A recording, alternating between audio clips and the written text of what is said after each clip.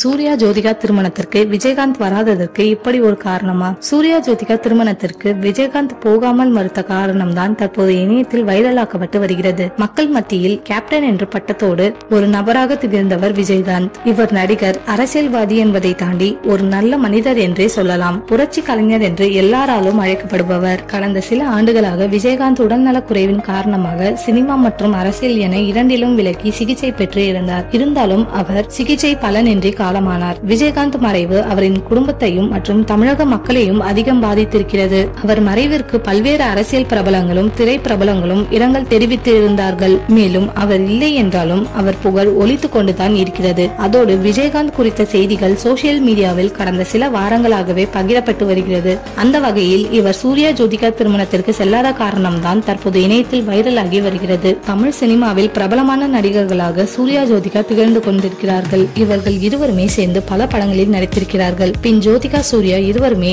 சேர்ந்து நடிக்கும் போது காதலித்து வந்தார்கள். முதலில் இவர்களுடைய காதலுக்கு எதிர்ப்பு வந்தது. பல போராட்டங்களுக்கு பிறகு இரு வீட்டார் சம்மதத்துடன் கடந்த 2006ஆம் ஆண்டு ஜோதிகா சூர்யா திருமணம் செய்து கொண்டார்கள். இவர்களுடைய திருமணமும் பிரம்மாண்டமாக நடந்தது. திருமணத்தில் பல பிரபலங்கள், அரசியல் தலைவர்கள் பலருமே கலந்து கொண்டிருந்தார்கள். அந்த வகையில் நடிகர் சங்க தலைவரும் நடிகருமான கேப்டன் விஜயகாந்திற்கு நடிகர் சிவகுமார் அழைப்புதழ் வைத்தார். ஆனால் அழைப்புதழை வாங்கிக் கொண்டு விஜயகாந்த் என்னால் வர முடியாது என்று கூறியிருந்தார். இதை கேட்டு பதறி போன சிவகுமார் ஏன், எதற்கு என்று கேட்டிருக்கிறார். நான் இப்போதுதான் கட்சியை துவங்கி இருக்கிறேன். அதை விரிவுபடுத்தும் பணியிலும் இறங்கி இருக்கிறேன். இது பலருக்கு பிடிக்கவில்லை. எப்போது கலகம் செய்யலாம் என்று சுற்றி கொண்டிருக்கிறார்கள். இதனால் சூர்யாவின் திருமணத்தில் எந்தவித அசம்பாவிதமும் நடந்துவிடக் கூடாது. இதனால் தான் நான் திருமணத்திற்கு வர மறுக்கிறேன் என்று கூறியிருந்தார். அதற்கு பின் திருமணம் முடிந்த பிறகு மணமக்களை நேரில் சந்தித்து விஜயகாந்த் வாழ்த்தியிருந்தார்.